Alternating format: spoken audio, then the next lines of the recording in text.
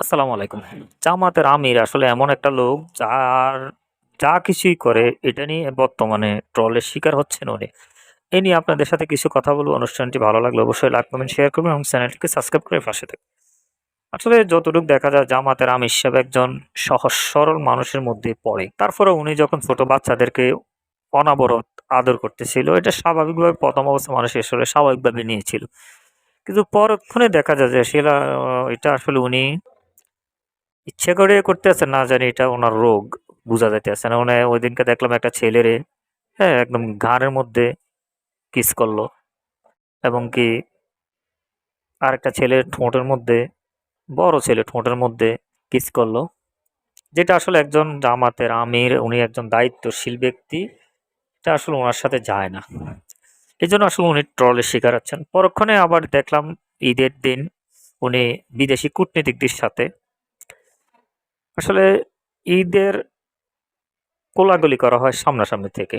হ্যাঁ, কিন্তু উনি যেভাবে পিছন থেকে ওদের সাথে কোলাকুলি করলেন, ওদেরকে জাপটিয়ে ধরলেন, এটা নিয়ে আসলে উনার ট্রলের শিকার হচ্ছেন। আসলে উনি কিছু করলে বর্তমানে ট্রলের শিকার হচ্ছেন। আসলে উনি যেহেতু দায়িত্বশীল একজন ব্যক্তি, উনাকে আসলে চলাফেরা, কথাবার্তি এটা আসলে অনেক পরিবর্তন আনার দরকার। কারণ একজন রাজনীতিক দলের প্রধান হলে তার কিছু দায়িত্ববোধ থাকে। ওই দায়িত্ববোধটা নিয়ে যাতে মানুষ ট্রল করতে না পারে। উনি আরো কিছু জিনিস আছে উনার নির্বাচনের সময় যেগুলা তারেক জিয়া করছে, এগুলো উনি আবার কপি করছেন। এটা নিয়েও আসলে উনি ট্রলের শিকার হয়েছেন।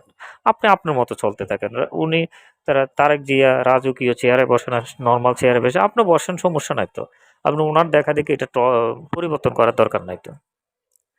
এটা তো আপনি কন্টিনিউ করতে পারবেন না। পারেনও নাই। আমরা যখন সংসদীয় কমিটির বৈঠক হইছে তখন দেখলাম বিরোধী দলের বৈঠকে আপনি আলিশান চেয়ারে আর সরকার দলীয় এমপিদের সাথে তারেক জিয়া নরমাল চেয়ারে বসছে। তো যেটা পারতেন এটা করার তো দরকার নাই। তারপরে আপনার যারা আশেপাশে আছে, যারা আপনার বুদ্ধিজীবী, যাদেরকে আপনি উপদেষ্টা হিসাবে রাখছেন, তাদের উচিত এই ধরনের জিনিসগুলা মাথায় নিয়ে আসা। কারণ আপনি বারবার ট্রলের শিকার হলে আপনি হাসির পাত্র হইতে আছেন সমাজের কাছে, দেশের কাছে, বিদেশির কাছে। আরো আপনারা ট্রলের শিকার হচ্ছেন চীনের দেওয়া ঈদ সামগ্রী আপনাদের নিজেদের বলে চালায় দিয়ে, এবং ওইখানে কিন্তু আপনি ছিলেন। আর সবগুলাকে আপনারা জামাতের লোকদেরকেই দিয়েছিলেন।